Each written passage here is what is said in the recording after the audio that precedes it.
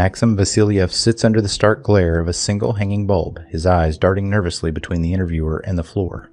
His voice is measured, each word weighed as if rehearsed.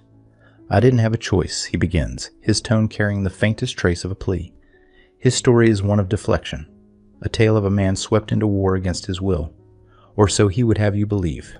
"When did you decide to join the military?" The interviewer asks, their voice calm yet piercing. Maxim shifts uncomfortably. "It wasn't a decision. In Russia, if you want opportunities, a passport, a future, you serve. That's all it was for me," he claims.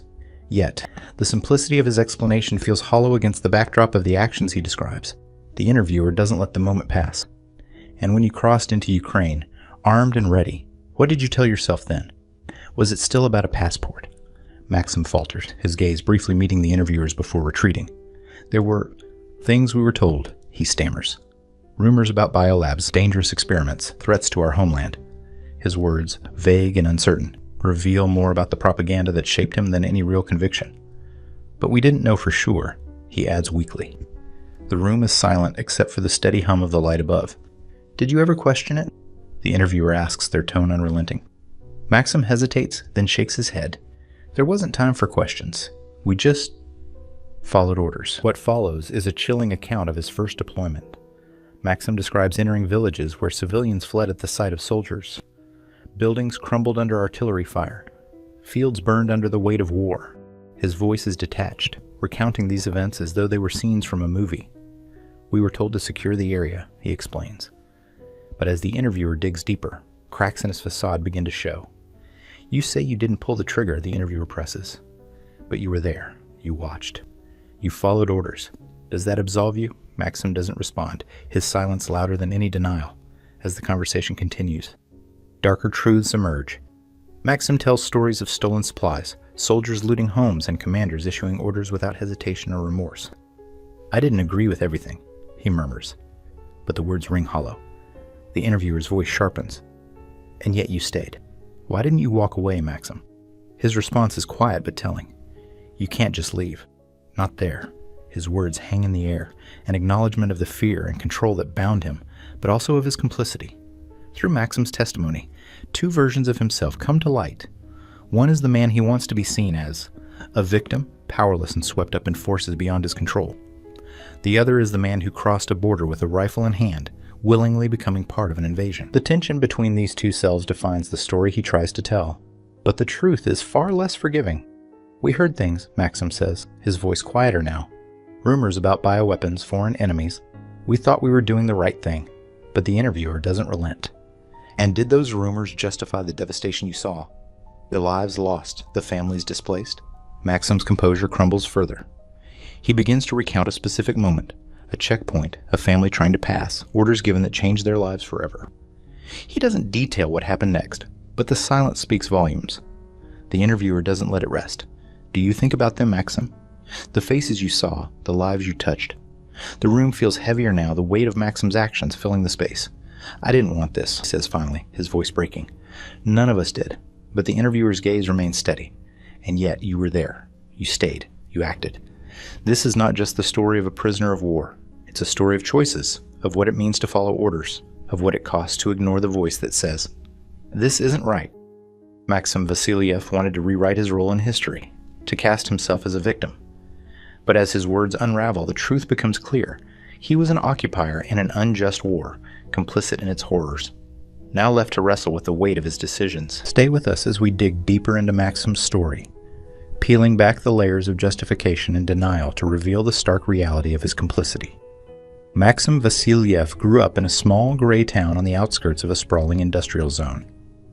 The factories that loomed over the horizon were both a source of livelihood and a reminder of the limitations imposed on those who lived there. Life was simple but harsh, a monotonous cycle of school, chores, and the relentless struggle to make ends meet. From an early age, Maxim learned to navigate the narrow expectations of his environment, where ambition rarely stretched beyond securing stable work or, for the lucky few, escaping to a larger city. The world outside Russia was a distant dream, painted vividly by state-controlled television. The West, as Maxim came to understand it, was both a threat and an enigma. His teachers described it as a land of moral decay, where traditional values were replaced by selfishness and greed. News reports highlighted the instability of other nations while framing Russia as a bastion of strength and order. By the time Maxim reached his teenage years, he had absorbed the belief that his country was under constant threat, surrounded by adversaries determined to undermine its greatness. In the evenings, his family would gather around the television, watching carefully curated news segments that emphasized Western aggression and painted the Russian military as heroic defenders of their homeland. Propaganda wasn't just present. It was the air he breathed, the lens through which he viewed the world. Even subtle moments reinforced these messages. School textbooks glorified Russia's history of standing against foreign invaders, and local celebrations honored veterans with unflinching reverence. Maxim never questioned these narratives. Why would he? To him, they were as indisputable as the snow that blanketed his town each winter. As he grew older, Maxim's views solidified. He began to see himself as part of a larger story, a link in a chain of Russian resilience. He admired the strength of his country, its ability to endure hardship and remain proud. Conversations with friends often revolved around shared frustrations about economic stagnation, but were punctuated by a unanimous pride in their homelands, perceived moral superiority. The West, meanwhile, remained a shadowy antagonist.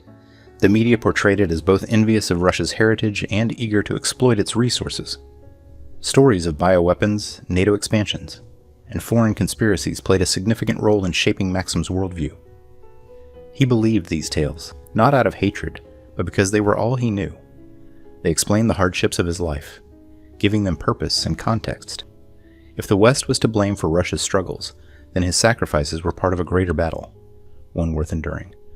By the time Maxim reached adulthood, these beliefs had become ingrained. His environment had offered no alternative perspectives, no space to question the narratives fed to him since childhood.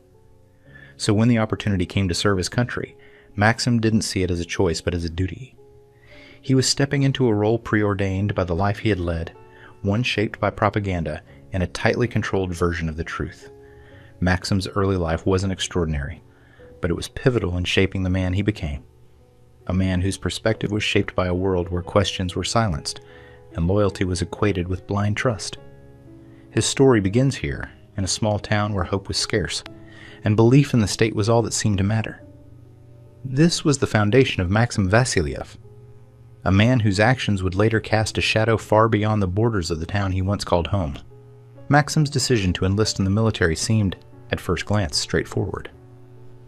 In his own words, it was a matter of pragmatism, a necessary step to obtain a passport, something required to build any meaningful future. For a young man in his position, opportunities were few and far between. The military offered a clear, albeit challenging, path forward. It was supposed to be temporary, a transactional arrangement, serve, complete the term, and move on to a more stable life. At least, that was the story he told. Yet, beneath this practical justification lay deeper, more complex motivations. Maxim often spoke of his respect for the military, his admiration for the strength and discipline it symbolized. Growing up, he had been surrounded by reminders of Russia's military glory, from the veterans celebrated in town parades to the posters of soldiers displayed in his school's hallways. These images weren't just propaganda, they were part of the fabric of his identity. To him, wearing the uniform wasn't just about a passport, it was about stepping into a role that carried honor and significance. Maxim described how his friends, too, saw military service as a rite of passage. It wasn't uncommon for young men in his town to join the armed forces as a means of proving themselves. Conversations in his social circles often included tales of relatives who had served, men who were praised not just for their courage but for their loyalty to the nation. To Maxim, these stories weren't distant. They were expectations. To serve was to be a part of something greater, to contribute to the legacy he had grown up admiring. Still, contradictions in Maxim's narrative were glaring. While he claimed his decision was purely practical, he also spoke with a certain pride about enlisting. He would recount how he felt a rush of validation when he first put on his uniform, a feeling of belonging to something important. He described the camaraderie he anticipated and the sense of purpose he hoped it would bring. These sentiments painted a picture of a man who wasn't just fulfilling an obligation but embracing a role with genuine enthusiasm. And then there was the influence of the stories he had internalized about defending his homeland. By the time he enlisted, Maxim firmly believed that Russia faced existential threats from external enemies. The rumors he had heard about Western aggression and conspiracies weren't just background noise. They were a driving force. He wanted to be part of the solution, to protect his country from dangers he thought were real. These beliefs gave his enlistment a sense of urgency that went beyond a mere desire for career advancement. When pressed, Maxim would brush off suggestions that his motivations were more than practical. He clung to the idea that he was only seeking a passport, a future, but his own accounts betrayed him. The way he spoke about the military, about duty, about defending Russia, revealed a man who had, at least in part, bought into the very narratives that had shaped his worldview. His pragmatism was real, but it was layered with an undeniable enthusiasm for the ideals he had been taught to value. This tension between practicality and ideology defined Maxim's decision to enlist. On the surface, it was a calculated move to improve his prospects. Beneath that surface, however, was a man deeply influenced by years of propaganda and cultural expectations. Someone who saw the military not just as a means to an end, but as a path to purpose and pride. It's this contradiction that makes Maxim's story so compelling and so troubling. What began as a practical decision would soon lead him down a path of irreversible choices and devastating consequences. Maxim's recounting of his service is filled with tales that at first seem simple, even relatable. He speaks about the camaraderie among his comrades, the exhaustion of long days, and the fear that came with being sent into a conflict he barely understood. But as his story unfolds, the surface simplicity gives way to deeper, more troubling truths. These are the moments where his version of events begins to crack under scrutiny, revealing the full weight of the propaganda he had absorbed and the choices he made because of it. One story Maxim tells is about a briefing he received shortly before being deployed to Ukraine. He recalls a senior officer addressing his unit, describing the mission as a critical step in defending Russia's borders from dangerous threats. The officer spoke of bioweapons supposedly being developed in secret Ukrainian laboratories, with funding and oversight from the West. The message was clear. Their presence wasn't just about military strategy, it was about protecting their people from imminent danger. Maxim recalls how those words settled over the group like a heavy fog. Some nodded in agreement, others whispered their doubts, but few openly questioned what they heard. Maxim admits that he didn't know what to think at the time, but the urgency in the officer's tone left little room for skepticism. Later, in private, the soldiers would discuss the rumors, building on the narrative with speculation of their own. Maxim says he wanted to believe they were doing the right thing, even if he didn't fully understand why. The interviewer doesn't let this pass without comment. They ask whether Maxim ever considered verifying these claims or whether he simply accepted them as fact. Maxim pauses, his discomfort evident. He explains that questioning orders wasn't part of the culture. Doubts were spoken only in whispers, and most soldiers found it easier to focus on their immediate tasks rather than the broader implications. The interviewer presses further, pointing out how convenient it must have been to believe such stories, how they offered justification for actions that might otherwise feel unbearable. Another moment Maxim describes as his first encounter with Ukrainian civilians. He speaks of entering a small village that had been evacuated in haste. Houses were left unlocked, personal belongings strewn across the streets. He recounts how his unit searched the homes, ostensibly for weapons or strategic information. But the scene was far from orderly. Soldiers took what they needed, sometimes what they wanted, with little regard for the lives disrupted in their wake. Maxim defends his actions, claiming he didn't steal anything or harm anyone directly. But the interviewer questions whether standing by as others did was any different. You were there, they say, their tone measured but firm. You participated. Isn't that enough to share the responsibility? Maxim falters, his earlier confidence eroding under the weight of the question. He attempts to shift the focus back to the orders he was given, the pressure he felt to comply. The interviewer, however, steers him back to the heart of the issue, his complicity in perpetuating the myths that drove the invasion. Did you ever stop to wonder if what you were told was true? They ask. His answer is hesitant. He explains how deeply ingrained the narratives were, how years of hearing the same stories had shaped his worldview. Bioweapons, foreign interference, and the need to protect Russian-speaking populations. These weren't just talking points. They were foundational to how he understood his role in the war. Even now, sitting far from the battlefield, he struggles to untangle what he believed from what was real. Through these moments, Maxim's story becomes less about a soldier following orders and more about a man wrestling with the lies that guided his actions. His attempts to justify his behavior, to separate himself from the violence and chaos around him, are increasingly unconvincing. The interviewer's questions don't just challenge Maxim's version of events. They expose the tension between the image he wants to project and the reality he can no longer deny. It is here, in the space between those two versions of himself, that the truth of Maxim's story begins to emerge. Maxim describes the day he arrived at the front with a vividness that suggests the memories have never left him. The transport vehicle rattled along uneven roads, the air thick with an unspoken tension that no amount of nervous laughter among the soldiers could dispel. As they approached their destination, the signs of conflict became impossible to ignore. Burned-out vehicles, craters gouged into the earth, and the occasional distant rumble of artillery. Each sound seemed to tighten the knot in his stomach. When the truck stopped, the soldiers were ordered to disembark. Maxim recalls the overwhelming sensory assault, the sharp smell of smoke, the distant crackle of gunfire, and the oppressive heat of the sun that did little to mask the cold dread pooling in his chest. His commanding officer barked orders, directing them to an area that would serve as their base. It wasn't much, a collection of hastily erected tents surrounded by scattered debris. But it was clear this was their new reality. Maxim remembers the tension among the men as they set up their positions. Most of them were young, like him, fresh recruits with little understanding of what lay ahead. They moved with a nervous energy, trying to keep busy to mask their unease. Conversations were terse, the banter forced. He recalls one man lighting a cigarette with shaking hands, exhaling smoke that barely seemed to steady him. Another sat on a crate, staring at the ground, lost in thoughts no one dared to ask about. Their first briefing came quickly. The officer laid out their responsibilities: patrol the area, secure checkpoints, and maintain control of the local population. The instructions were delivered with a clinical detachment that seemed designed to avoid acknowledging the risks they all knew too well. Maxim recalls how the officer's voice betrayed no emotion, no acknowledgement of the danger, as if reciting a list of tasks was enough to distract them from the reality of where they were. It didn't take long for that reality to hit. On their first patrol, Maxim's unit encountered the remnants of a recent skirmish, a destroyed vehicle, shattered glass glinting in the sun, and the scorched remains of something unrecognizable. The sight left him frozen for a moment, his mind struggling to process what he was seeing.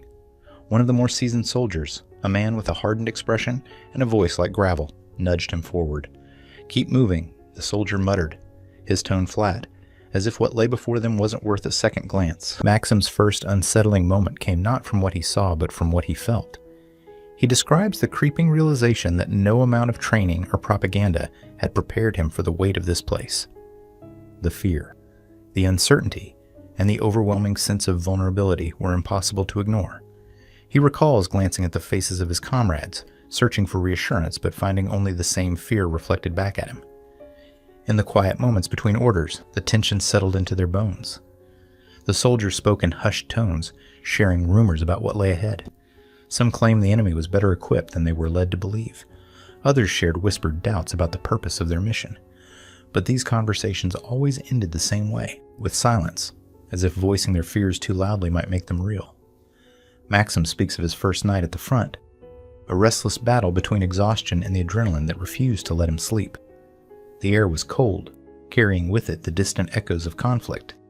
He lay on his cot, staring at the canvas above him, every unfamiliar sound snapping him to attention. The hours dragged on, each one marked by a growing awareness of the fragility of his situation. His arrival at the front wasn't marked by dramatic confrontation, but by the slow, creeping realization of what he had signed up for. The tension among the soldiers, the uncertainty of their purpose, and the oppressive weight of their surroundings combined to create an atmosphere of constant unease. Maxim knew, even in those first hours, that nothing about his life would ever be the same. Maxim begins to describe the days that followed his arrival at the front, his voice uneven as he recalls the stark contrast between what he had been told about war and the reality he encountered. He admits that the propaganda he grew up with had painted war as an act of valor, a noble pursuit where heroes defended their homeland with unwavering courage. The truth, he explains, was far messier and far more horrifying. One of his first assignments was a routine patrol through a village that had been recently occupied by their forces. He describes the scene in haunting detail: homes left abandoned, windows shattered, personal belongings scattered across the streets. What struck him most, though, was the silence. The absence of life where life should have been. His unit moved cautiously, rifles raised, scanning the surroundings for any sign of resistance. But what followed was not an engagement with enemy combatants. Instead, it was the systematic dismantling of the village. Soldiers kicked down doors, tearing through what was left behind, ostensibly searching for weapons or supplies. Maxim recalls how quickly the mission turned into looting. He describes comrades rifling through drawers, stuffing their pockets with anything of value. Someone found a stash of food and called others over, the tension momentarily broken by laughter and crude jokes. The interviewer listens intently before asking, "How did you feel seeing that happen?" Maxim pauses, the weight of the question hanging in the air. He admits he didn't participate in the looting, but he also didn't stop it. His justification is weak. He says he was just following orders, focusing on his own tasks. The interviewer's response is measured but firm, pointing out that standing by is its own kind of complicity. Another memory surfaces, one that Maxim recounts hesitantly. His unit was tasked with clearing a checkpoint that had been set up by local defenders. When they arrived, the resistance had already fled, leaving behind a collection of makeshift barricades and personal items. Among the debris, they found a hand-drawn map of the area, annotated with notes in the local language. Maxim describes how one of the officers ordered the map burned, a symbolic gesture of dominance. The rest of the day was spent dismantling what was left, rendering the checkpoint useless for anyone who might return. The interviewer leans forward slightly and asks, "Did it feel like you were defending your homeland or something else entirely?" Maxim struggles to respond. He says it was about control, about maintaining order. But even as he speaks, there's doubt in his voice, as though he's unsure whether he believes his own explanation. The moments of brutality weren't confined to physical destruction. Maxim tells of a time when his unit detained a group of villagers suspected of aiding the enemy. They were held for hours, questioned aggressively by officers who seemed less interested in answers and more intent on asserting their authority. He describes the fear in their faces, the way they flinched at every raised voice. Maxim insists he didn't participate in the interrogations, but his presence alone makes him a part of the story. The interviewer asks quietly, "Did you ever question the necessity of these actions?" Maxim hesitates. He says it wasn't his place to question orders, that the decisions were made by those in charge. But the interviewer presses, "Were you protecting anyone, or just instilling fear?" Maxim doesn't answer immediately. Instead, he shifts in his seat, his gaze fixed on the floor. These anecdotes paint a picture of a man grappling with the weight of his actions, or inactions. The glorified image of war he had carried with him, the stories of valor and heroism, had crumbled under the harsh light of reality. What he saw, what he participated in, bore little resemblance to the ideals he had been taught to believe in. The interviewer's subtle questions continued to chip away at his narrative, forcing him to confront the contradictions between the man he thought he was and the man his actions revealed him to be. Maxim's story, like the war itself, is anything but simple. Maxim's recounting of his time at the front turns introspective as he begins to rationalize the more troubling aspects of his experience. He explains that much of what his unit did was dictated by necessity, decisions made in the heat of the moment, shaped by the chaos of war. He insists that their actions, however questionable, were rooted in survival. But as he speaks, it becomes clear that his reasoning is as much about convincing himself as it is about explaining his choices to the interviewer. He reflects on the looting he witnessed, describing it as a response to scarcity. Supplies were limited, and soldiers needed what they could find to stay functional. The confiscation of food, clothing, and even valuables wasn't theft, Maxim says, but an unfortunate byproduct of war. His voice grows quieter as he admits it wasn't right, but at the time, it felt necessary. The interviewer listens carefully before responding. Was it necessary for survival, or simply convenient for the moment? Maxim shifts uncomfortably in his chair, his expression clouded with uncertainty. Maxim moves on to the interrogations he observed, trying to frame them as part of a greater mission. He explains that their role was to gather intelligence, to ensure the area was secure. The officers in charge were relentless, their questions sharp and unyielding. The detainees, mostly civilians, were often terrified, but Maxim insists that these interrogations were essential for maintaining order. When the interviewer asks if any useful information was ever gathered, Maxim hesitates. "Not that I know of," he admits, his voice barely above a whisper. The interviewer doesn't press further, letting the weight of the silence carry the implications. The contradictions in Maxim's account become more apparent as he speaks of his belief in the mission. He describes how the propaganda he grew up with shaped his view of the conflict. The idea that Ukraine was a breeding ground for threats against Russia gave him a sense of purpose. a reason to endure the hardships of war. But even as he clung to this belief, doubts crept in. He describes moments when the actions of his unit seemed less about defense and more about exerting dominance, acts that didn't align with the narrative he had been taught to believe. The interviewer interjects, probing gently but directly. Did those moments ever make you question what you were fighting for? Maxim takes a long pause, his gaze fixed on the table in front of him. Sometimes, he says finally. But you couldn't question it out loud. You'd be seen as weak, or worse, disloyal. The conversation shifts to an incident Maxim recalls vividly, a skirmish in a rural area where his unit was tasked with securing a small outpost. The operation was brief, chaotic, and left the area in ruins. Maxim rationalizes the destruction, explaining that it was necessary to prevent the enemy from using the outpost as a strategic point. The interviewer, however, points out that the outpost was abandoned when they arrived, and its destruction seemed more symbolic than tactical. Was it about preventing a threat, or proving you were in control? They ask. Maxim doesn't respond immediately, his silence heavier than any answer. As the stories unfold, the line between belief and disillusionment grows thinner.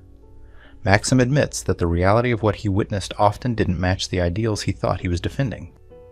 He speaks of moments when he tried to justify the actions of his comrades, telling himself they were necessary evils, only to feel those justifications unravel in the quiet moments after the fact. The interviewer's observations cut through Maxim's defenses, exposing the moral contradictions he struggles to reconcile. You say you believed in the mission, but your actions suggest something else.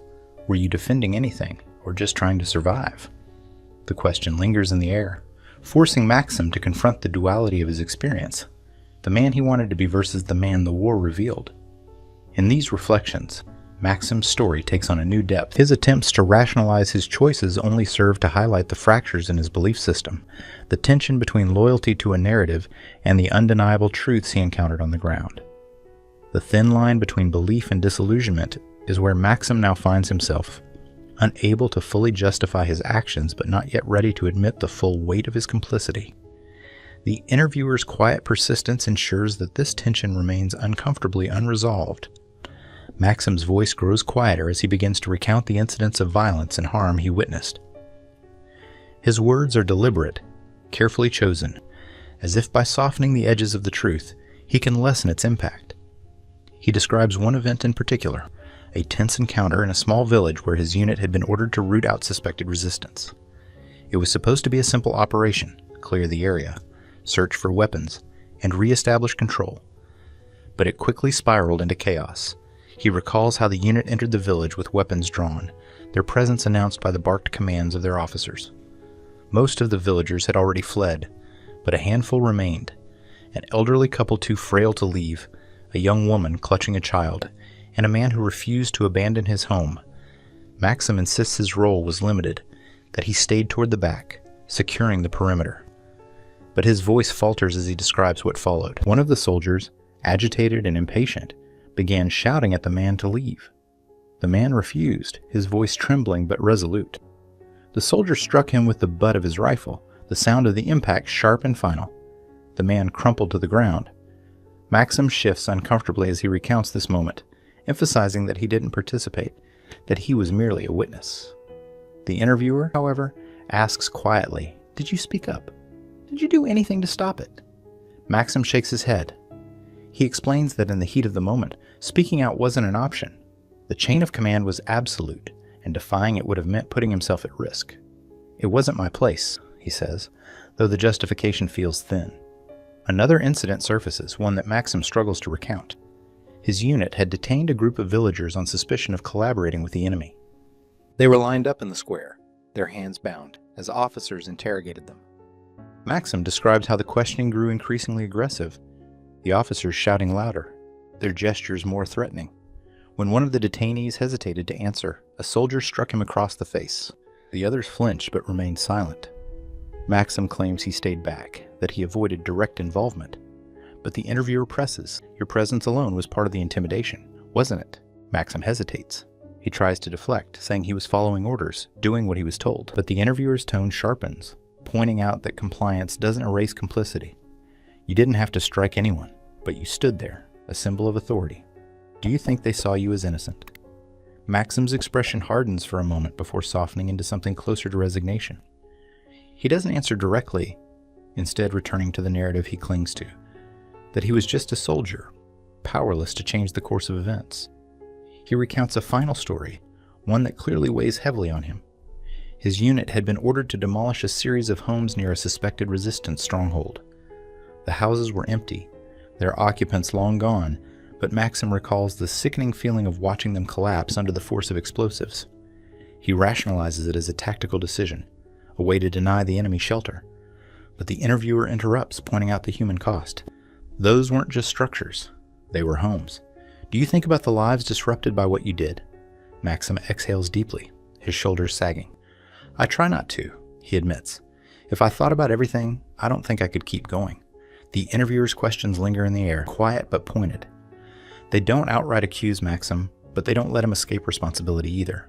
Through their careful prodding, they draw out the deeper implications of his actions, revealing a man who clings to rationalizations because the truth is too heavy to bear. These stories of brutality expose the dissonance in Maxim's narrative. He wants to downplay his role, to separate himself from the violence he witnessed. But his words, and the interviewer's pointed observations, tell a different story, one of complicity, silence, and the enduring weight of choices made in the name of survival. Maxim shifts uncomfortably in his chair, his gaze flickering between the interviewer and the floor. He speaks slowly, as if choosing his words with care, knowing that each one brings him closer to the contradictions he has struggled to avoid. He begins by saying that much of what he experienced, the actions he witnessed, and even participated in, were things he didn't fully understand at the time.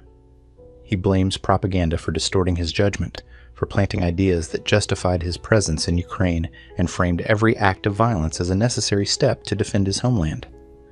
He recalls the messages drilled into them in training sessions and briefings, words designed to stoke fear and loyalty. The officers warned them of a growing threat in Ukraine, a dangerous alignment with Western powers that, they were told, would destabilize Russia itself if left unchecked. Bioweapons, foreign mercenaries, radical uprisings, these were the enemies he was told he would face. Maxim insists that he believed in this narrative because it was all he knew. The thought of questioning it never entered his mind. If I'd known the truth, I might have acted differently, he says, his voice betraying a faint but unmistakable note of doubt. The interviewer, however, doesn't let this explanation settle. They ask if Maxim ever questioned these stories when confronted with the realities on the ground. You didn't see bioweapons, did you? They press, leaning forward. You saw villages, homes, families. Did you ever wonder if the threat was as real as you'd been told?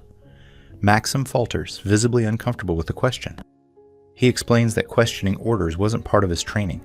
In fact, it was discouraged. The emphasis was always on obedience, on doing what was necessary to maintain order. He suggests that following orders was a way of coping, a means of distancing himself from the moral weight of what he was involved in. It wasn't my responsibility to decide if it was right or wrong, he says. That decision was made for us. The interviewer's gaze remains steady, unyielding. So, you were comfortable handing over that responsibility? They ask quietly, letting the question hang in the air. Maxim's expression hardens for a moment, defensiveness creeping into his voice as he insists that he had no choice. He tries to justify his actions by pointing out the consequences of defiance, the risk of punishment, of becoming an outcast within his own unit. I wasn't in a position to question orders, he says firmly. But the interviewer doesn't back down. They point out that there were always choices, that some soldiers did refuse, did speak out, despite the risks. The question isn't just about whether Maxim followed orders, but why he chose to accept them without question. The interviewer leans in slightly and asks, were you really powerless, or was it easier to believe in a lie than to face the reality of what you were doing? Maxim's response is slow, hesitant. He admits that, in a way, believing the narrative helped him justify his actions. It made it easier to reconcile the harm he saw, the fear he felt, and the guilt that lingered at the edges of his conscience. He explains that it was simpler to hold on to the idea that he was defending his country, even if it didn't match what he was witnessing. The alternative, the idea that he was causing harm without justification, was too much to bear. But the interviewer's questions continue to chip away at his defenses. They ask if he truly felt no conflict when he saw civilians suffering, homes destroyed, and families torn apart. Maxim pauses, his voice growing softer as he admits that, yes, there were moments when he felt discomfort, moments when he wondered if they were doing more harm than good. But those thoughts, he says, were fleeting. I couldn't afford to think about it too deeply. I told myself it was necessary. The interviewer raises an eyebrow. Necessary for whom? For Russia, or for you? Maxim falls silent, visibly wrestling with the weight of the question. His usual justifications seem to falter, the familiar lines of propaganda and obedience no longer enough to mask the inner conflict that has been quietly brewing. He wants to believe he was acting out of duty, that he was just another soldier following orders. But the interviewer's questions expose the hollowness of that excuse, revealing a man who used these narratives as a shield against the reality of his own choices. This conversation is a turning point, where Maxim's attempts to reconcile his actions with his beliefs reveal the deep fractures in his narrative. He can blame propaganda, he can point to orders, but the more he speaks, the clearer it becomes that these justifications were never meant to hold up to real scrutiny. They were there to protect him from the uncomfortable truth, the knowledge that he too had chosen to ignore the suffering around him in favor of a story that allowed him to sleep at night.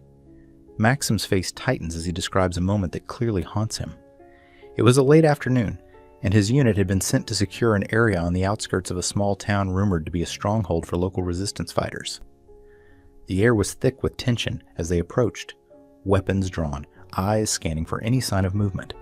By then, Maxim had learned the signals of danger: a shout in the distance, the crackle of static on the radio, the subtle glances exchanged between soldiers when something didn't feel right. But that day, what they encountered was something he hadn't prepared for. As they approached a narrow street lined with modest homes, Maxim noticed movement in one of the windows. His instincts kicked in, and he signaled to his comrades, each of them advancing with caution. They moved toward the house, expecting armed men, hidden weapons, some form of resistance. What they found, however, was a family huddled together, a mother clutching a young child, an elderly man leaning on a cane, and a teenage boy who stood in front of them as if trying to shield them from the soldiers' gaze. Maxim's voice trembles slightly as he describes the scene. His unit leader ordered the family to step outside, gesturing with his rifle in a way that left no room for questions. The mother hesitated, her eyes darting from the soldiers to her son, fear etched across her face. When she didn't comply fast enough, one of the soldiers, agitated and impatient, grabbed the teenage boy by the arm, dragging him forward. The boy tried to resist, but he was no match for the soldier's strength.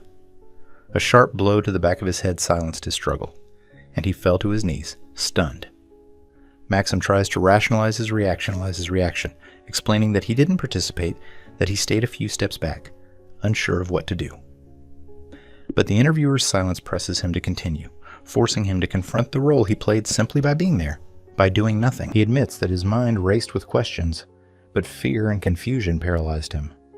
He felt an instinct to intervene, to protest, but it was overpowered by an equally strong instinct to remain silent. The weight of his inaction lingers in his words, an unspoken acknowledgement that silence, too, can be an act of complicity. The situation escalated quickly. The officer began demanding information from the family, shouting questions about the whereabouts of resistance fighters. The mother pleaded, saying she didn't know anything, her voice breaking with each word. Her son, still dazed from the blow, tried to reach for her, but another soldier pushed him back roughly. Maxim's stomach churned as he watched, an overwhelming sense of unease rising within him. But he remained rooted to the spot, his training telling him to obey, his conscience screaming for him to act. Then came the sound that he would never forget. One of the soldiers, growing frustrated with the family's denials, fired a shot into the ground near the elderly man's feet. The old man stumbled back, his cane clattering to the ground as he reached out, grasping for balance. The noise shattered the silence, and for a brief moment, Maxim felt as though time had stopped. He could hear his own heartbeat pounding in his ears, drowning out the mother's cries, the officer's demands, the tension that filled the air like a suffocating fog. It was in that moment, Maxim recalls, that the reality of his role in the war came crashing down on him. The propaganda, the justifications, the narrative of defending his country. None of it could reconcile what he was witnessing. He was not a hero defending his homeland. He was part of a force that brought terror and suffering to ordinary people. His hands may not have pulled the trigger, but his presence alone was a reminder of the power they wielded, the unchecked authority that allowed them to inflict harm with impunity. The interviewer's voice is quiet but firm as they ask, "What did you do next?" Maxim swallows, visibly struggling to answer. He admits that he did nothing. The officer's gaze had swept over him, a silent command to stand down, to stay in line.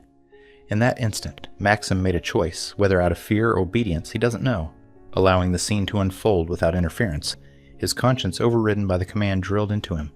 Follow orders, stay loyal, don't question. The family was released after a brutal hour of questioning, left to pick up the pieces of what had happened, to carry the weight of the terror inflicted on them. Maxim and his unit moved on, the incident left unspoken but burned into his memory. As he reflects on it now, he admits that something inside him broke that day. The beliefs he had held, the sense of purpose he had clung to, began to unravel. He could no longer tell himself he was there to protect anyone. He had become part of the very thing he once feared, an instrument of intimidation, of oppression. The interviewer leans forward, their gaze unflinching. "You could have chosen differently," they say, their tone sharp yet almost sorrowful. "You could have spoken up, walked away. But you stayed." Maxim's face pales, his lips pressing into a thin line as he struggles to meet the interviewer's eyes. He knows, deep down, that they're right. His silence that day was a choice, a decision to prioritize his own safety, his own comfort, over the humanity of the people before him. This moment, he realizes, marked a turning point. It was here, in that quiet village, watching a family cower under the weight of his unit's power, that Maxim's disillusionment became undeniable. The lies he had been told, the reasons he had enlisted, all of it felt hollow now. The scene plays over in his mind like a reel he cannot stop, each detail a reminder of the person he became, the choices he failed to make. Maxim ends his recounting with a barely audible confession. "I thought I was there to protect my country," he says, his voice trembling. "But in that moment, I realized I was only protecting myself." The interviewer doesn't respond immediately, letting the weight of his words settle. Maxim's struggle to justify his actions has reached its breaking point, leaving him to confront the truth he has long avoided, that sometimes silence is the greatest betrayal of all. Maxim sits back, his expression weary as he recalls the days following the incident in the village. The memory lingered like an open wound, and though no one in his unit spoke of it directly, the tension it left in its wake was undeniable. Conversations among the soldiers became strained, punctuated by long silences and forced laughter. They all felt it, an unspoken understanding that something within each of them had shifted. The weight of what they were doing, the consequences of their actions, had settled heavily, making even the simplest interactions feel fraught. In the evenings, the soldiers would gather around makeshift fires or huddle inside their tents, each one trying to shake off the events of the day. Maxim describes how they'd talk about anything to avoid acknowledging the reality of their situation. They'd reminisce about home, share stories from their pasts, or make grand plans for the future, dreams of normalcy that felt increasingly out of reach. But every conversation inevitably circled back to the war, as if drawn by some invisible force. The talk would turn to rumors of resistance fighters, the dangers lurking in each new town, and the justifications they'd tell themselves, layered with half-hearted bravado. One night, Maxim found himself talking to a comrade he barely knew, a quiet man named Sergei, who rarely spoke. Sergei broke his silence to ask a question that Maxim had been avoiding himself. "Do you believe we're really defending our country here?" The question hung in the air, heavy and dangerous. Maxim remembers feeling a jolt of fear, as though even acknowledging such doubts might unravel everything he'd been taught to believe. But he nodded slowly, admitting, "I don't know. I really don't." The admission didn't bring relief. If anything, it made the discomfort worse. As the days went on, Maxim's internal conflict grew. He knew the narratives they'd been fed, the tales of bioweapons, conspiracies, and hostile forces lurking in the shadows. These stories had been their guiding light, a way to frame their actions as necessary, even heroic. But each new day chipped away at those beliefs, exposing them as hollow shells that failed to align with the faces of the frightened civilians they encountered, the empty homes they raided, the lives disrupted by their presence. Maxim recounts that these thoughts weren't his alone. He could see it in the eyes of his comrades, in the way they avoided each other's gaze when a command crossed a line, or how they all stayed silent after hearing distant cries echoing from a village left behind. The tension built up like steam in a closed room, and every soldier carried it in his own way. Some buried their doubts under bravado, others drank more when they could find alcohol, and a few withdrew, their faces taking on a haunted look that made them seem older than their years. Discussions about the mission and their role in it grew more polarized. There were still some who clung tightly to the official narrative, repeating lines about defending Russia, about fighting a necessary fight. They would argue, sometimes heatedly, that they couldn't afford to second-guess themselves. To do so would mean losing their focus, putting themselves and others at risk. But others, like Maxim, struggled with the mounting contradictions, finding it harder to ignore the gnawing questions creeping in. One soldier, a man named Victor, was particularly vocal about his discontent. He'd seen enough to know that their presence was doing more harm than good, and he didn't shy away from voicing his frustrations. Victor would mutter under his breath after particularly brutal operations, casting a cynical look at the officers who barked commands without sparing a thought for the people affected. He became a kind of mirror for Maxim's own doubts, giving voice to thoughts Maxim couldn't yet articulate. But there was also fear of retribution, of losing whatever fragile solidarity they had left. Maxim describes how the unspoken rule within the unit was to avoid looking too closely, to keep moving forward, no matter how much doubt gnawed at them. There was a pervasive sense that acknowledging their discomfort would not only isolate them from the group, but make them vulnerable, even expendable. Maxim's words reveal the psychological toll this constant tension took. He describes sleepless nights spent lying awake, his mind racing with conflicting emotions. He wanted to believe in the mission, in the idea that they were there for a greater purpose. But his encounters with civilians, with frightened families and broken communities, undermined this belief each time.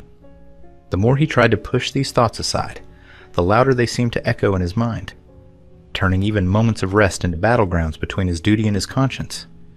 The interviewer listens, then asks quietly, "Did you ever talk to anyone about these feelings, outside of your unit?" Maxim shakes his head, explaining that it was impossible.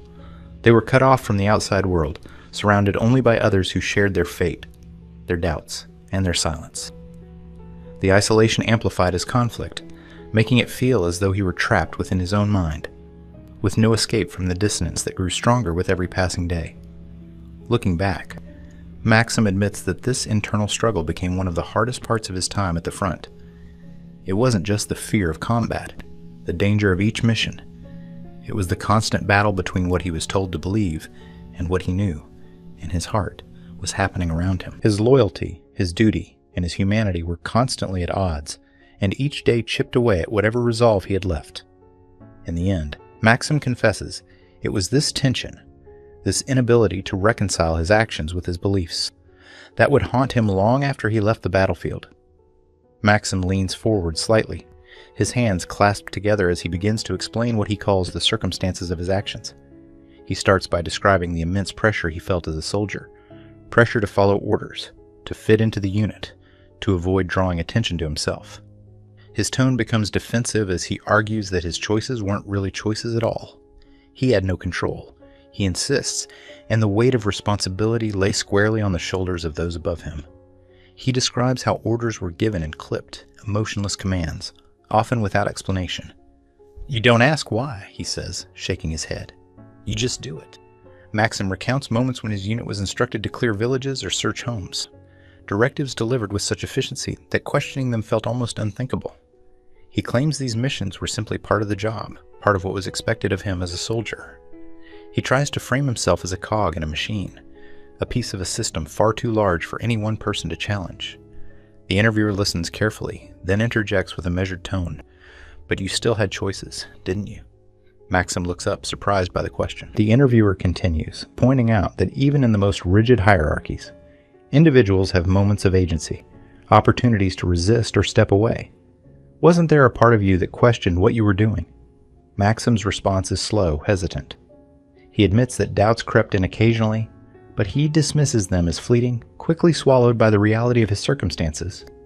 He shifts the focus, attempting to absolve himself by emphasizing the culture of the military. Maxim speaks of the expectations drilled into them during training, the camaraderie that demanded loyalty above all else. "You don't break rank," he says, his voice firm. "That's not how it works." His words are an attempt to redirect the spotlight, to suggest that his actions were inevitable given the environment he was placed in. But the interviewer presses further, challenging this narrative. They ask whether Maxim is truly describing an environment beyond his control, or whether he's using it as a convenient shield. "Isn't it easier to say the system made you do it than to face the decisions you made?" Maxim shifts in his chair, visibly uncomfortable. He struggles to respond, and for a moment, the silence between them feels heavier than any answer he could give. Maxim tries another angle, deflecting blame onto the propaganda that shaped his worldview. He describes the constant stream of information they received about threats to Russia, bioweapons, foreign interference, hostile powers waiting for a moment of weakness. He explains how these narratives gave him a sense of purpose, a way to justify his presence on the front lines. "I thought we were protecting something," he says, his voice quieter now. "I thought what we were doing mattered." The interviewer doesn't let this go unchallenged. They ask whether Maxim truly believed in the mission, or whether he clung to that belief because the alternative was too difficult to accept. "If you admit you weren't protecting anyone, what does that mean for everything you did?" The question hangs in the air, its weight evident in Maxim's expression. He starts to speak, then stops, struggling to find words that can both answer the question and maintain his fragile sense of self. His attempts to rationalize his actions grow more fragmented. He talks about the camaraderie within the unit, how their shared experiences created an environment where questioning orders felt like betrayal, not just of the officers, but of each other. He describes the fear of isolation, of being labeled a dissenter, as a powerful deterrent. "You can't afford to be the one who stands out," he says, almost pleading. "It's survival." The interviewer leans forward slightly, their voice steady but firm. "Survival for whom?" They ask pointedly. "You say it was about loyalty to your comrades, but wasn't it really about protecting yourself?" Maxim hesitates, his gaze dropping to the table. For a moment, it seems as though he might answer honestly, but instead, he repeats the line he's clung to throughout the conversation. "I didn't have a choice." The interviewer's response is quiet but cutting. Maybe not in every moment, but across the whole war. "Across everything you did." Maxim doesn't reply, the silence now serving as an admission in itself. Through this exchange, Maxim's rationalizations begin to unravel. Each justification he offers, his training, the chain of command, the influence of propaganda, fails to fully shield him from the implications of his actions. The interviewer's careful questions expose the mental gymnastics Maxim uses to avoid confronting his own responsibility. His words reveal a man caught between his need to believe he was powerless and the undeniable truth that, at every step, he made choices that shaped the lives of others in ways he can no longer ignore. Maxim's gaze drifts as he begins recounting the rumors that had circulated among his unit, stories that, at first, he had clung to as a lifeline. The officers warned them about Ukraine's supposed ties to foreign agents, the existence of secret bioweapons labs, and a threat to Russian citizens that loomed just across the border. Each briefing was laced with phrases meant to ignite loyalty and fear. Maxim admits that he latched onto these claims, needing to believe there was a greater purpose behind the chaos unfolding around him. He explains how the rumors seemed to fill the silences, answering questions he dared not ask. There were tales of Western agents hidden among civilians, of underground labs producing weapons that could unleash devastation. Every time he or his comrades questioned their mission, someone would remind them of these dangers. "We were there to defend our homeland," he insists, his voice firm but wavering at the edges. It was easier to think of it that way. The interviewer listens carefully, offering only brief nods that prompt Maxim to continue. When he pauses, they ask, "Was it really about defense? Or was it easier to believe that than to face the reality of what you were doing?" Maxim looks down, fidgeting slightly. He tries to explain that believing in the mission made the days bearable. "Without that belief," he says, "they would have been left with nothing but the senseless destruction they saw." He describes how, over time, he began to see these stories as a kind of armor, a way to protect himself from the doubts that lingered beneath the surface. If the threat was real, then his presence, his actions, could be justified. But the interviewer's tone shifts subtly, growing more pointed. They question whether Maxim truly believed these narratives or if they were simply convenient. "When you saw villages left in ruins, families torn apart, was it still easy to believe in these threats? Did they make sense in those moments?" Maxim hesitates, his conviction faltering as he admits that, no, not always. Some things didn't add up, but he forced himself to ignore those details. He recalls how he would hear a voice in his mind, quiet but insistent, asking if he was really protecting anyone. He speaks of sleepless nights when these thoughts grew louder, haunting him with questions he couldn't answer. But each morning, he would silence that voice, clinging to the familiar lines about duty and defense. "It was survival," he says. "You have to believe in something, or you break." The interviewer's response is calm but challenging. They ask if Maxim's belief in the cause was truly about survival, or if it was a way to absolve himself. Was it about protecting others, or was it about protecting yourself from the guilt? The question hangs in the air, and Maxim doesn't answer immediately. He looks away, visibly uncomfortable, as if even considering the idea threatens to unravel his carefully constructed narrative. Maxim tries to deflect, insisting that he wasn't alone in feeling this way, that everyone around him clung to these beliefs because it was all they had. He describes his comrades echoing the same lines, each one trying to drown out their own doubts. Together, they reinforced each other's convictions, repeating the rumors as if they were gospel. The alternative was too isolating, too frightening. But the interviewer presses further, their voice steady and unyielding. They ask if, deep down, he knew that these stories were just that, stories. Maxim struggles to respond, the mask he's held slipping slightly. He admits that, yes, there were moments when he wondered if it was all fabricated, if they were merely pawns in a larger agenda. But he quickly adds that he had no choice but to believe it. Without that belief, everything they did, everything they endured would be for nothing. In his final words, Maxim's voice trembles slightly. He explains that the stories were a comfort, a way to justify actions he couldn't otherwise accept. But as he speaks, the justification sounds hollow, and even he seems to sense it. The interviewer doesn't push further, letting the silence speak for itself, a silence that reflects the gap between the truth Maxim wants to believe and the reality he cannot escape. Maxim's attempt to rationalize his actions only deepens the tension. Each story, each justification, reveals a man struggling to hold on to his belief in a just cause, while the interviewer's quiet questions strip away the layers, leaving him to confront the uncomfortable truth, that the war he fought was built on illusions, and that, deep down, he always knew. Maxim's shoulders slump as he begins to speak about the moment he realized he couldn't go on. He describes a night that had bled into dawn, the sky a pale gray as he sat in a makeshift outpost, his body numb with exhaustion. Days had stretched into weeks without rest, without clarity, and each new mission seemed to pile another layer of weight onto his conscience. He felt worn down, stretched thin, as though he might break under the strain. It was a different kind of fear, a fear not of combat or bullets, but of losing himself entirely. He explains how he had started to feel trapped, each day blurring into the next, the lines between friend and foe growing indistinct. In those early hours, he found himself questioning why he was there, whether any of it had ever mattered. I felt like a ghost, he says, like I was just drifting through it all. His voice trails off, a shadow passing over his face as he recalls the isolation that had settled deep inside him. There was no purpose left, no conviction, just the hollow duty of surviving another day. Maxim describes the exhaustion, not just physical, but something that gripped his mind, something he couldn't shake even in sleep. He talks about the nightmares that would jolt him awake, flashes of faces he couldn't forget, of villages left behind in ruins. These memories haunted him, their weight pressing down, forcing him to confront questions he could no longer ignore. He admits that fear had become his constant companion, but it was a fear without direction, shapeless yet consuming. The interviewer listens but then leans in, their tone gentle yet probing. So, you left because you were afraid, or because you were tired of facing the consequences? Maxim stiffens slightly, caught off guard.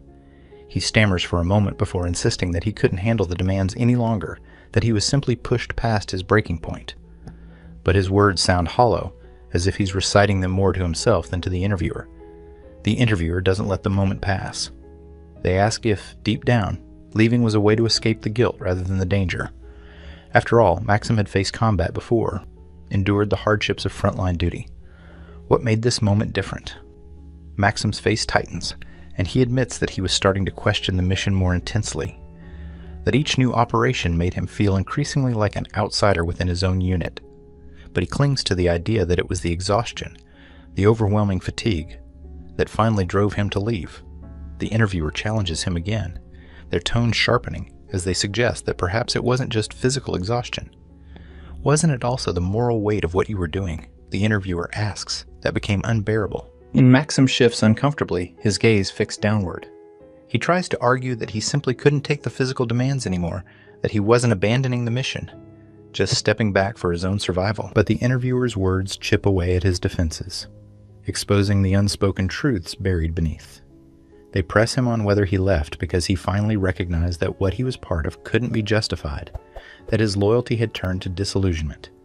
Maxim struggles to respond, each answer sounding more forced, as though he's caught between admitting the truth and preserving the narrative he's built for himself.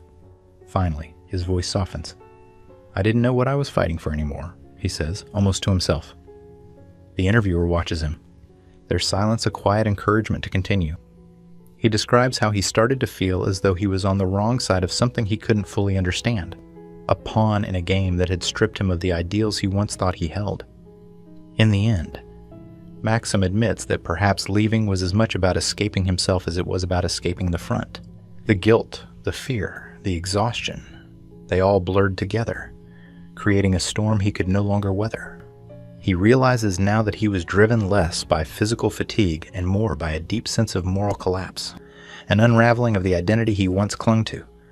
The interviewer's gaze is steady, leaving the silence to speak for itself, as Maxim sits with the uncomfortable truth that his breaking point was not just a response to the horrors around him, but an acknowledgement of the choices he could no longer bear to face. Maxim's face grows tense as he begins describing the moment he decided to leave it all behind. He had thought about it in fragments before, small, fleeting thoughts that flared up in quiet moments, but he'd always pushed them away. Yet, in the days following his breaking point, those thoughts coalesced into something concrete. He couldn't continue, he says, but more than that, he needed to get out. He began piecing together a plan, each detail hazy at first, gradually taking form. He started studying the paths they patrolled, the patterns of guard rotations, and the areas they left least protected. Maxim explains that his plan hinged on leaving at night, slipping through the areas where his unit's patrols were weakest. He chose his route carefully, keeping it to himself, feigning an air of routine to avoid suspicion. He describes the anxiety that gnawed at him in the days leading up to his escape, the way every glance from his comrades felt like an accusation, as if they could see right through his resolve. The tension made him question whether he could actually go through with it, but he was determined, knowing there was no turning back once he set things in motion. When the night finally came, Maxim waited until the last guard rotation had passed. He slipped away from his post under cover of darkness, moving quietly, his footsteps muffled by the cold earth. He describes the mix of fear and exhilaration coursing through him as he made his way toward the forested area that would serve as his passage to freedom. His mind raced with the thought that he might be discovered at any moment, that one wrong step could bring everything crashing down. But the interviewer's tone is steady, almost skeptical, as they ask if he was really fleeing out of fear or simply because he saw an opportunity to avoid responsibility. Maxim pauses, thrown by the suggestion. He insists that he felt trapped, that his escape was about survival. The interviewer nods but presses further, questioning whether he was truly escaping danger or escaping the moral consequences he could no longer face. They ask if his plan was more about finding safety or shedding the burden of guilt. Maxim stammers slightly, repeating that he simply couldn't endure the physical and mental strain any longer. He clings to the narrative that he left for practical reasons, that his intentions were rooted in desperation, not avoidance. But the interviewer doesn't let the ambiguity fade, their silence urging him to continue, to clarify. Maxim describes his journey, navigating through dark fields and abandoned outposts, always checking his back, convinced he was being followed. The silence and isolation were heavy, the air thick with the fear of being discovered. But as he moved farther away from his unit, he says he felt something strange, a weight lifting, a sense of release he hadn't anticipated. For the first time in months, he was alone, his decisions were his own, and he was free from the chain of command that had ruled his every move. The interviewer's expression remains impassive as Maxim describes the final leg of his escape. He had crossed through fields and forests, his destination clear in his mind. He would surrender, placing himself in the hands of the opposing forces. He rationalizes this decision as a way to ensure his survival, saying it was the only way he could leave without facing punishment from his own side. His plan, he claims, was simply to avoid harm, to put himself somewhere that would allow him to escape the cycle of violence he had become trapped in. But the interviewer raises a question that lingers in the air. Did you surrender because it was safer or because it was easier? Maxim bristles slightly, insisting that his intention was to survive. He repeats that his actions were driven by necessity, not avoidance. Yet the way he shifts in his chair, the flicker in his eyes, reveals a crack in his certainty. When he finally reached the opposing side, Maxim recounts his relief upon surrendering, the strange calm that came over him as he raised his hands. signaling his submission. He had expected fear, maybe regret, but instead he felt something closer to relief, as if he had been freed not only from danger but from the crushing weight of his own conscience. The interviewer's response is measured but firm. They ask whether that relief was a sign that he was escaping something deeper. His complicity, his choices, the reality he had created. Maxim doesn't answer immediately, his silence saying more than words could. He struggles to reconcile the relief he felt with the justification he wants to believe, his mind caught between the story he tells himself and the truth the interviewer's questions bring to light. In the end, Maxim admits that surrender felt like both an ending and a beginning, a release from the person he had been. But even as he speaks, the interviewer's gaze remains steady, their questions lingering, casting doubt on the intentions he claims to understand. The silence that follows is heavy, leaving Maxim to confront the possibility that his escape was not just from danger, but from the responsibility he could no longer bear. Maxim describes his first days as a prisoner of war as surreal, his mind caught between relief and a gnawing uncertainty. He recalls the initial interactions with his captors, the strange blend of fear and freedom he felt in their presence. His focus, he says, was on appearing cooperative, harmless. He wanted them to see him as sympathetic, maybe even remorseful, anything that would lessen the tension. "I wasn't a threat," he insists. "I just wanted them to know I wasn't like the others." He speaks about how he presented himself, carefully choosing his words to paint a picture of a reluctant soldier, a man caught in circumstances beyond his control. He avoided details, offering vague explanations about following orders, about not knowing the full story. He claims he was honest, that he answered questions openly, but the tone in his voice suggests he was selective with the truth, shaping his narrative with care. The interviewer, however, doesn't let these claims go unchallenged. They question Maxim about the specific stories he chose to share with his captors, asking if he was honest with himself or merely trying to seem cooperative. "You say you were open," they remark, "but was it the whole truth, or just the parts you thought would make you seem innocent?" Maxim hesitates, his face tightening as he insists he was genuine, that he didn't hide anything crucial. But the interviewer's line of questioning subtly picks apart his story. They ask about his accounts of events, his explanations of his role in the conflict, and the way he framed himself as an unwilling participant. Maxim's responses grow more defensive as he reiterates that he was just doing what he thought was necessary to survive. "I wasn't a monster," he says firmly, as if trying to convince both the interviewer and himself. As the interviewer continues, they bring up the inconsistencies in Maxim's account. They note that, while he claims he acted out of survival, his descriptions often shift, at times painting him as a passive bystander, and at others as a man weighed down by duty.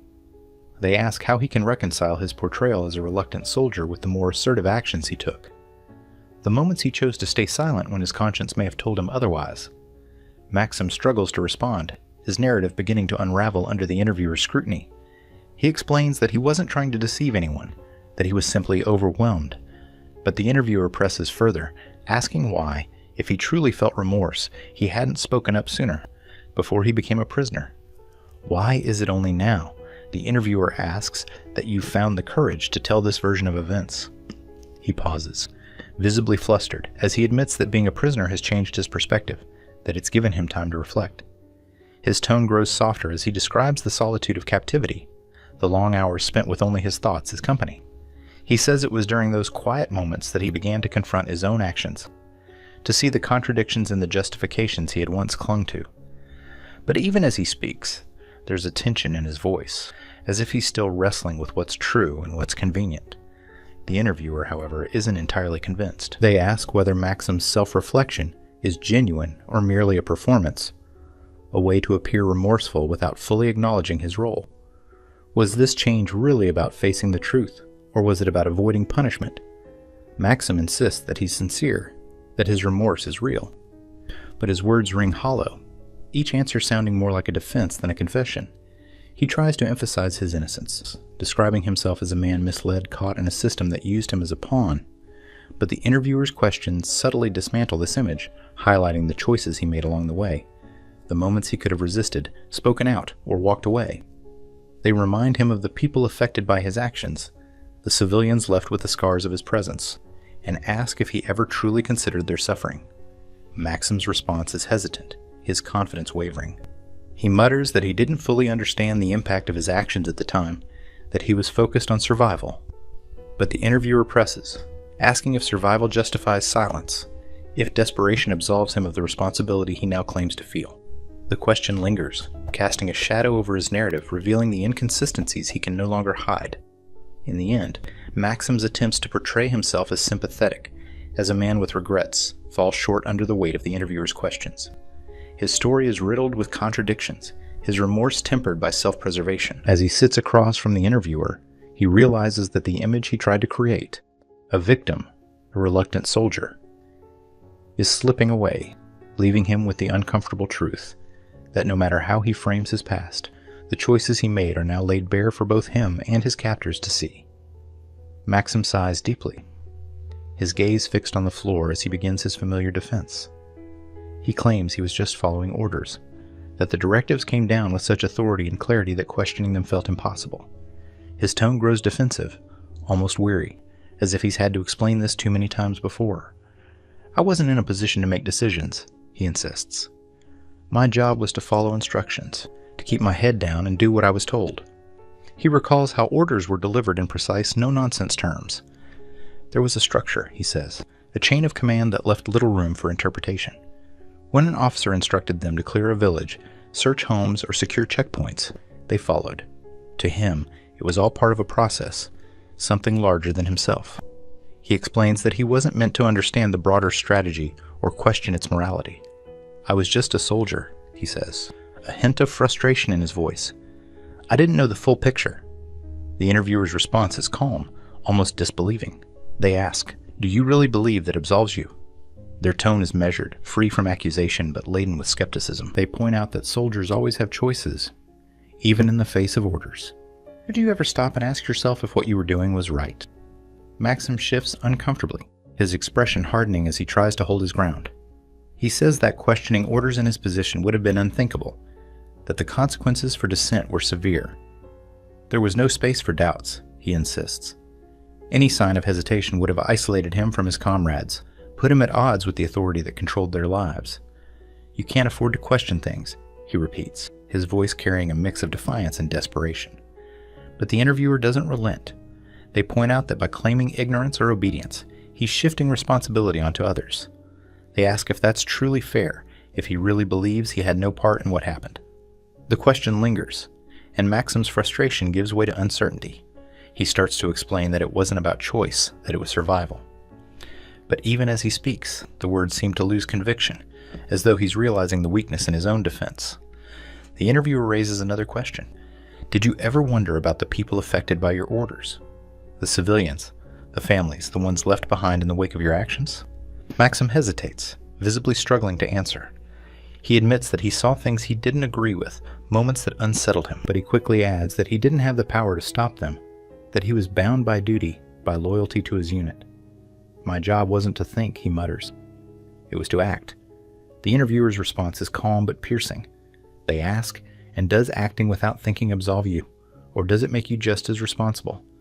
Maxim looks away, his face tense as he tries to process the question. He repeats that he was in no position to change anything, that he was simply a pawn in a much larger game. But the interviewer counters again, pointing out that even pawns can make decisions, can choose whether to obey or to question. Maxim's voice falters slightly as he tries to defend himself, saying he was only doing what anyone in his place would have done. He argues that, without full knowledge, he couldn't be expected to judge the morality of every action. But the interviewer remains unswayed. They ask if ignorance really protects him from guilt, or if it merely makes his complicity easier to ignore.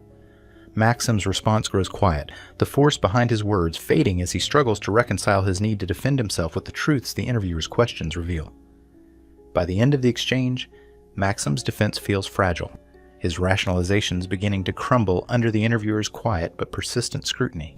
Each question peels back another layer of his justifications, leaving him with fewer places to hide. In the silence that follows, Maxim is left to confront the reality he's long tried to avoid, that his obedience, his willingness to follow without questioning, doesn't free him from responsibility but binds him to it even more tightly.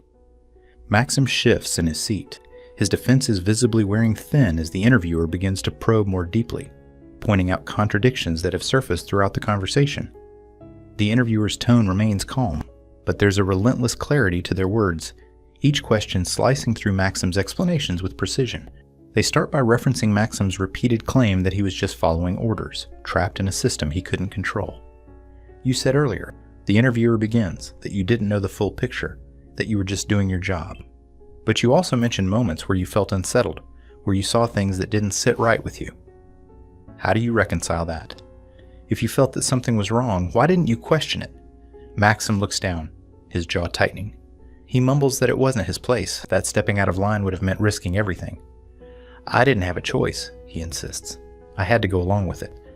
But the interviewer doesn't let him retreat into that explanation. They point out that other soldiers have refused, that some chose to resist, even knowing the risks. So, you had a choice, the interviewer counters gently. Maybe it wasn't an easy choice, but it was there. They let the words settle, watching as Maxim absorbs their weight. His face reflects a mixture of defensiveness and doubt, as though he's struggling to hold on to the story he's told himself. The interviewer presses further, circling back to Maxim's insistence that he wasn't fully aware of the impact of his actions. But then they bring up specific instances he described, moments when he had seen villagers fleeing, houses destroyed, people pleading. You saw the consequences, they say. You saw the lives affected by your orders. How can you say you didn't know? Maxim stammers, trying to explain that he didn't know the extent, that he couldn't fully understand what was happening around him. But the interviewer isn't swayed. They remind him of his own words from earlier, when he described the dread he felt, the discomfort at what he witnessed. You felt it, didn't you? They ask, their voice quiet but unyielding. You felt that something was wrong, even if you didn't say it out loud. Maxim's response is barely audible. Yes, he admits, his voice strained. There were things that didn't feel right. He tries to follow this with another justification, saying he was just trying to survive, to get through each day. But the interviewer isn't letting him off that easily. They bring up his descriptions of moments when he not only witnessed but actively participated in operations that left villages in ruins, families shattered. You didn't just see it, they say firmly. You were part of it. Maxim shifts uncomfortably, his hands fidgeting as he tries to maintain his composure. I didn't know what else to do, he says, a hint of desperation creeping into his voice. I thought I was doing the right thing. The interviewer's gaze remains steady. You thought you were doing the right thing, they repeat. Or you thought it was easier not to think about it at all. There's a long pause as Maxim looks away, his jaw clenched. The interviewer leans in, their voice softening just slightly. You say you didn't have control, but it sounds like you chose not to take control. Isn't that the real difference? They let the question hang in the air, allowing its implications to sink in. Maxim's face flushes slightly as he fumbles for a response. But the words don't come easily. The interviewer shifts to another point of inconsistency. You've described yourself as a reluctant soldier, they say, yet you've also spoken of moments when you went along willingly, when you chose not to intervene even when you knew harm was being done. They reference specific instances he had shared, times he stood by as his comrades interrogated civilians, homes were raided, people were forcibly removed. You may not have pulled the trigger, the interviewer continues, but your silence was just as powerful, wasn't it? Maxim tries to explain that speaking up would have made him a target, that dissent wasn't an option. But the interviewer's words slice through his explanation. Not an option, or just not an option you were willing to risk, they ask. Maxim flinches, struggling to maintain his defense. He repeats that he was afraid, that the consequences were too severe. But the interviewer's quiet observation casts his reasoning in a new light. Fear is understandable, they say, but fear doesn't erase accountability. The truth is, you made choices every step of the way. Maybe they were difficult choices, but they were yours. Maxim's defenses begin to crumble. His hands tighten into fists, and his voice drops to a whisper as he tries one last time to justify his actions. I didn't know how else to survive, he mutters. But the interviewer's response is unwavering. You survived, yes. But at what cost? The question lingers heavy and final. In that silence, Maxim's self-image unravels, the narrative he's clung to dissolving under the weight of his own admissions. The interviewer's calm persistence has drawn out the truth he's long avoided, that his complicity wasn't a result of ignorance or lack of choice, but a series of conscious decisions, each one shaping the lives of others in ways he can no longer deny.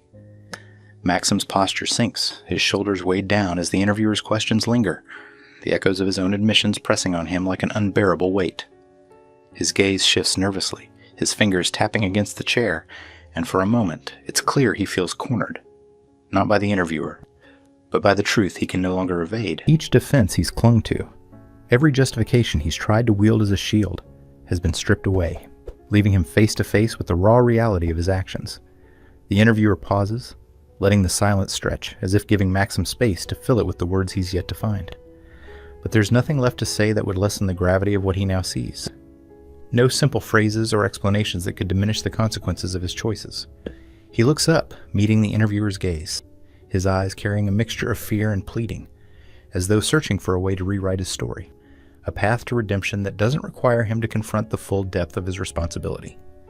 Maxim starts to speak, his voice hollow, attempting to frame himself once more as a victim of circumstance.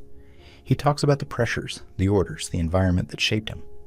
"I was doing what I thought was necessary," he says softly, almost as if he's trying to convince himself rather than the interviewer. But his words are weak, worn thin by the weight of the truth. They lack the conviction he needs them to have, and even he seems to feel them slipping away. The interviewer remains silent, watching him intently, waiting. And in that silence, Maxim begins to unravel further. His face contorts slightly, desperation flickering in his eyes as he tries to find another way out, another narrative to cling to. "I was just..." he starts, but the words die on his lips. Each attempt at an excuse only circles back to the same realization, that his choices, his actions, have left marks on others that he can't erase. He shifts to a quieter tone, almost pleading now. "I didn't mean to harm anyone," he mutters, his voice breaking. "I was just trying to survive." But the words sound hollow, a shallow comfort that does nothing to relieve the burden he now feels. The interviewer finally speaks, their voice calm but firm, reminding him that survival doesn't absolve him of the pain he inflicted, the lives disrupted by his decisions. They remind him that his choices, even those made in fear, carry consequences far beyond his own survival. Maxim's composure cracks, his hands trembling slightly as he struggles to hold himself together. The reality of his complicity, of his silent assent, settles over him with a finality he can't ignore. He shifts uncomfortably, his face paling as the magnitude of his actions begins to dawn on him. The desperation to rewrite his narrative fades, replaced by a deep, gnawing regret that sits heavy in his chest. The interviewer's words cut through his silence. "Do you understand now," they ask gently, "that every moment of silence, every time you chose not to question, was a choice?" Maxim nods slowly, his face a mixture of shame and acceptance. He's run out of defenses, and there's nowhere left to hide from the reality of what he's done. In this moment, Maxim is forced to confront himself, stripped of the illusions he once held. He wanted to rewrite his story, to cast himself as a victim of circumstance, a reluctant participant. But he now sees that every step he took, every time he turned away from the suffering around him, was a choice he made. He sits quietly, the silence around him heavier than any words, as he finally reckons with the consequences of the life he's lived, the pain he's caused, and the truth he can no longer deny. Maxim leans back, his face a mix of exhaustion and resignation, as he begins to speak about his regrets. His words come slowly, carefully chosen, as though he's testing each one for what it might reveal. He starts by admitting to small things, details that seem safe to acknowledge. "I regret not speaking up more," he says softly. "There were moments when I could have voiced concerns, questioned things more." His tone is subdued, almost as if he's offering these regrets as a gesture, something to show he's thought about his actions. He continues, reflecting on the camaraderie he shared with his unit, saying he wishes he had been a different kind of example, that he had set a better tone for those around him. "I could have been more of a leader," he mutters, his voice tinged with a vague sense of responsibility. It's a safe confession, one that implies regret without truly addressing the deeper impact of his choices. The interviewer listens intently but doesn't allow these admissions to stand unchallenged. They ask, "You say you regret not speaking up, but what about the things you did? The actions that caused harm?" Maxim shifts uncomfortably, his face tightening. He hesitates, then says quietly, "I didn't mean for anyone to be hurt." His voice lacks conviction, a hollow echo of an apology that doesn't quite touch the heart of what he did. The interviewer presses further, their tone calm but pointed. They remind him of the specific actions he's described. Homes raided, people displaced, lives upended. They ask if he regrets those choices, the times he stood by while others suffered. Maxim's face grows tense, his eyes darting away. He mutters that it was out of his hands, that he was following orders, doing what he thought was expected. There's a long pause, then he adds, "I regret that people were affected. But there's a vagueness to his words, a sense that he's keeping the reality at arm's length. He's willing to admit to regret in the abstract, but he avoids acknowledging the concrete harm his actions caused. His words are more about the disruption, the inconvenience, than the real human cost of what he witnessed and participated in. The interviewer's response is steady, measured. They ask, "Do you regret the lives affected, or do you simply regret that it reflects badly on you now?" The question hangs in the air, and Maxim's face tightens, defensive. "I regret what happened," he says quickly, but the statement feels shallow, like a phrase rehearsed to deflect guilt rather than own it. Maxim then shifts to talking about what he doesn't regret, his voice firming up slightly. "I don't regret following orders," he insists, as if the assertion will lend him some measure of dignity. He tries to explain that his actions were necessary under the circumstances, that loyalty to his unit was paramount. "We were a team," he says. "We had to stick together." His voice grows stronger, almost defiant, as though clinging to this justification will keep him from confronting the deeper implications of his actions.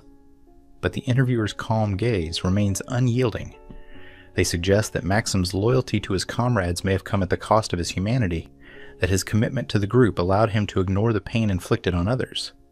They ask, "Do you think that loyalty should have outweighed your responsibility to those you harmed?" Maxim's face goes blank for a moment, as if grappling with a truth he doesn't want to acknowledge. He finally says, "I did what I had to do," his voice a mixture of defiance and resignation. The interviewer's silence implies an answer that Maxim is unwilling to give, that his choices, his so-called loyalty, were just as much about self-preservation as duty.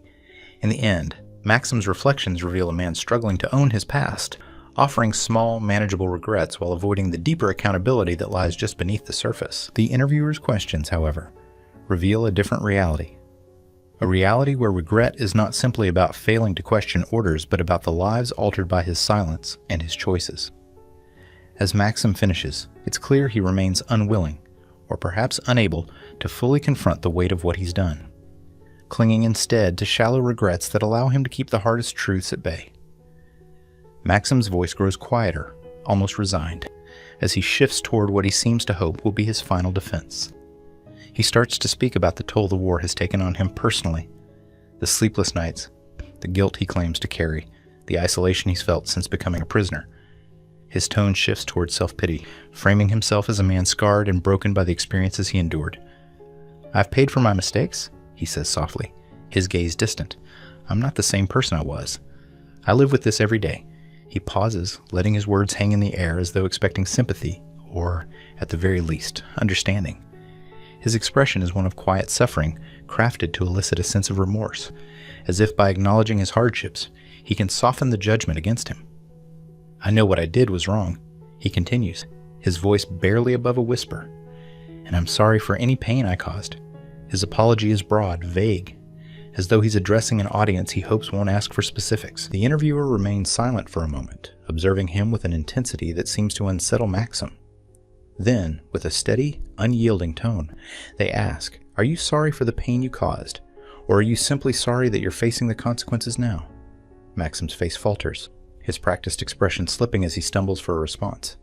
He tries to insist that his apology is genuine, that he truly regrets what happened, but his words are unsteady, lacking the conviction he needs them to carry. "I didn't want any of this," he mutters, more to himself than to the interviewer. But the interviewer's gaze doesn't waver, their expression calm yet piercing, as though seeing through his every attempt to distance himself from his own choices. The interviewer presses further, their voice calm but cutting. "You've spent all this time talking about your hardships, your suffering, but what about the people affected by your actions? What about their lives, their losses?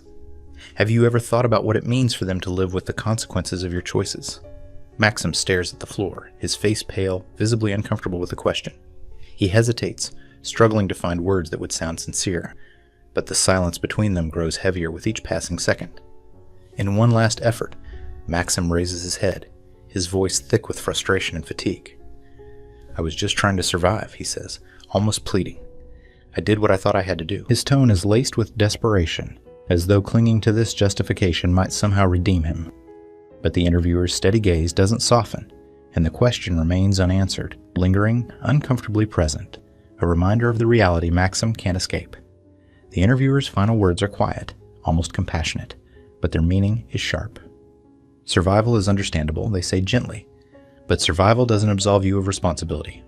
Their eyes hold his, and for the first time, Maxim's own defenses seem to collapse entirely.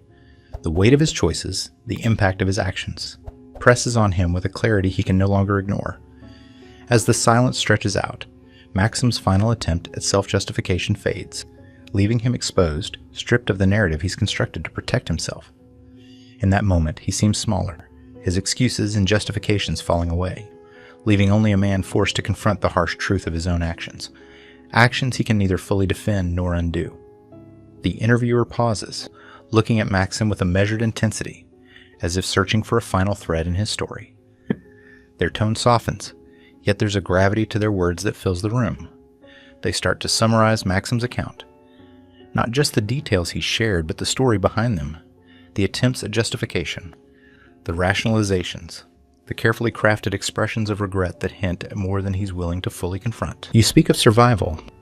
The interviewer begins, as though it alone can explain everything you did, everything you witnessed. And yet, survival often leaves a deeper mark than we can see, one that goes beyond duty or loyalty. Their words are thoughtful, almost contemplative, but there's an edge to them, a subtle suggestion that Maxim's story is about more than a soldier merely following orders. The interviewer continues, reminding Maxim, and the audience, of the choices woven into his narrative, the moments when silence was as much a decision as action. They point out how, at every turn, Maxim shaped his own role in the events he described, how he selectively remembered certain details while obscuring others, trying to construct a version of himself that could fit the image of a man who regrets without fully admitting guilt. Looking directly at Maxim, the interviewer's expression is one of quiet resolve. They observe that Maxim's story isn't just about the hardships he endured, but about the choices he made to distance himself from their consequences. Choices that left others to bear the brunt of his actions. In doing so, they suggest, Maxim reveals something universal. The human tendency to protect oneself from uncomfortable truths, to rewrite history in a way that feels easier to live with. They shift their gaze, seeming to speak to the viewers now, hinting at the broader implications of Maxim's journey. What does it mean, they ask, when someone who claims to regret the pain they cause struggles to face the weight of their own decisions? Is it enough to acknowledge the damage, or does true accountability demand more? The interviewer's voice softens, lingering on these questions, leaving the audience to grapple with the complexities of Maxim's narrative. As the interview draws to a close, the interviewer doesn't offer judgment, leaving Maxim, and those watching, to sit with the questions left unanswered. They turn to Maxim one last time, their gaze calm but unyielding, as if inviting him to confront himself in the silence that follows. This isn't about blame, they say quietly, but about understanding. Understanding that choices made under pressure, under fear, still shape who we are, and that living with those choices is often the hardest task of all. With those final words, the interviewer leans back, allowing Maxim's story to settle into its own shadows, unresolved and open-ended. The closing reflection invites viewers to consider not just Maxim's actions, but the ways we all navigate responsibility, self-preservation, and the limits of our own honesty. In the end, they are left to question who Maxim truly is, a man haunted by remorse or someone seeking a softer narrative to ease his own conscience. The answer, perhaps, is left deliberately ambiguous, lingering in the silence of the screen as the story fades to black. As the screen fades from Maxim's story, the interviewer's voice returns, drawing viewers into a final reflection. They ask, what does it mean to confront oneself after everything is lost? What happens when the stories we tell ourselves collide with the truths we can no longer avoid? There's a long pause before they continue, their tone inviting viewers to consider what they've just witnessed. Maxim's story is one of many, one perspective in a vast, tangled web of conflict, memory, and accountability. His words give us a glimpse into the mind of someone shaped by war, by orders, by fear. But for every Maxim, there are others, each with their own version of events, their own choices, and their own reckoning. In the coming stories, we'll go further. We'll meet more voices, each one facing the complexities of war, the struggle between duty and morality, the fine line between survival and complicity. We'll explore the ways people attempt to justify, remember, and ultimately come to terms with what they've done and what it means to seek redemption, if it's even possible. So, as we look forward, consider this. How much of our identity is shaped by the stories we choose to tell? And in the end, can anyone truly escape the weight of their own choices? Stay with us as we continue to unearth these narratives, as we dig deeper into the human experience, into the truths hidden within the fog of war. Join us as we seek to understand the individuals behind the headlines, their struggles, their defenses, and, perhaps, their humanity.